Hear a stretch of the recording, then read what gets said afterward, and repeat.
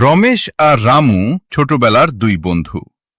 একজন গরিব, আরেকজন বড়লোক পরিবারের ছেলে। রমেশ, তুই সবসময় আমার সাথে থাকবি, ঠিক আছে? হ্যাঁ বন্ধু, আমরা সব সময় একসাথে থাকব। সময় যেতে লাগল। রামু ধীরে ধীরে বড় লোক হয়ে গেল, কিন্তু রমেশ রয়ে গেল গরিব। রমেশ, এখন আমি খুব ব্যস্ত, তোর সাথে আর আগের মতো সময় দিতে পারি না। ঠিক আছে বন্ধু। একদিন রামু বড় সমস্যায় পড়ে গেল। ও না, আমার সব টাকা চুরি হয়ে গেছে। এখন আমি কি করব? বন্ধু, চিন্তা করিস না, আমি আছি তো। তুই?